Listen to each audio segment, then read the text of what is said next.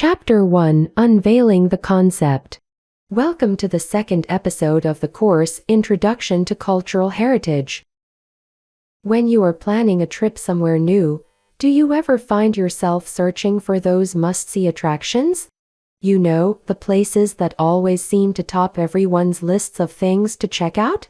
Well, World Heritage Sites are often one of those top draws. For example, when folks are planning a trip to the UK, Stonehenge is right up there on the list of things they feel like they have to see. This idea of World Heritage seems to universalize our understanding of heritage.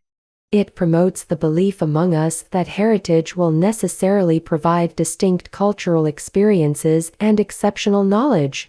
Additionally, it validates the concept that there is common heritage shared by humankind as a whole, and the protection of the shared heritage is the responsibility of the global community collectively. In today's course, we embark on an exploration of the conceptualization of the World Heritage, delving into the factors that contribute to its formation and the operational framework that guides the identification and preservation of these exceptional sites. The idea of World Heritage emerged as a response to the growing concerns surrounding the destruction and irreversible loss of significant cultural and natural heritage. Instances of historic monuments being destroyed during the two world wars and the disregard for heritage sites in large-scale infrastructure projects underscored the need for international cooperation in safeguarding these invaluable treasures. The international community took notice and rallied together during the Nubian Monuments Campaign, spearheaded by UNESCO, to protect the threatened Nubian monuments in Egypt from the construction of the Aswan High Dam in the 1950s and 1960s. This campaign not only raised global awareness about the importance of preserving cultural heritage, but also set a precedent for future conservation efforts. Furthermore, the Venice Charter, a foundational document in the field of conservation and restoration of historic monuments drafted by the International Council on Monuments and Sites (ICOMOS), was adopted in 1964. The Charter outlines principles and guidelines for preserving and safeguarding cultural heritage sites worldwide, and hence laid the groundwork for international collaboration in safeguarding heritage, and served as a catalyst for the establishment of the World Heritage Convention.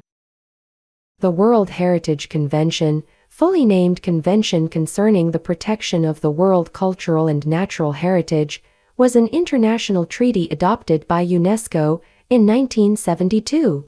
It is the framework that governs the World Heritage List, a collection of sites recognized and designated by UNESCO as having exceptional cultural or natural significance. The World Heritage Convention and the World Heritage List are interrelated components of the overall framework established by UNESCO to identify, protect, and promote cultural and natural heritage of outstanding universal value for the benefit of all humanity.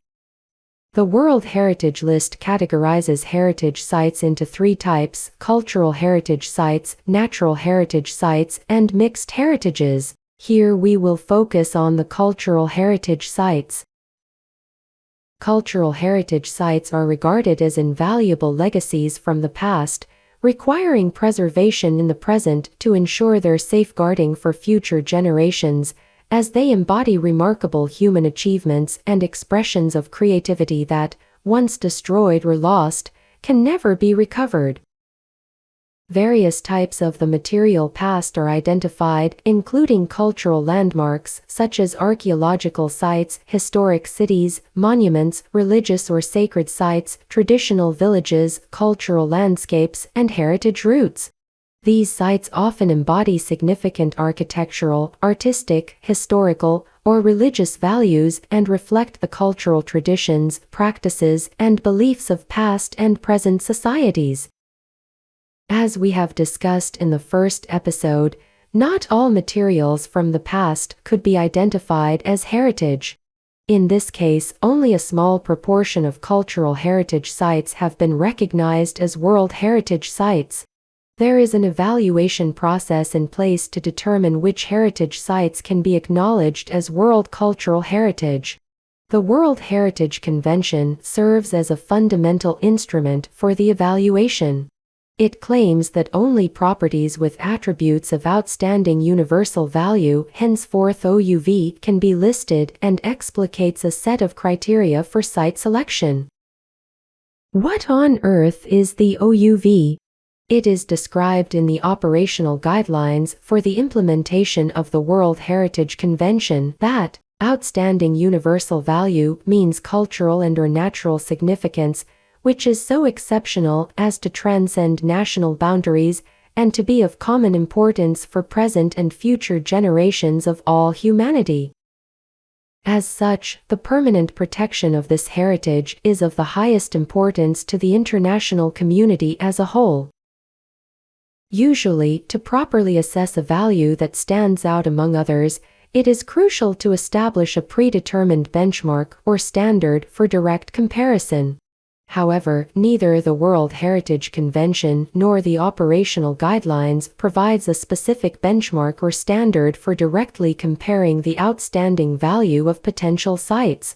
In World Heritage nomination practice, the OUV evaluation is based on a case-by-case assessment, given the unique qualities and significance of each site. Understanding the process of World Heritage nomination and the key actors involved can help us better understand how OUV is determined. Let's talk about what a country needs to do if it would like to have its heritage site inscribed on the World Heritage List.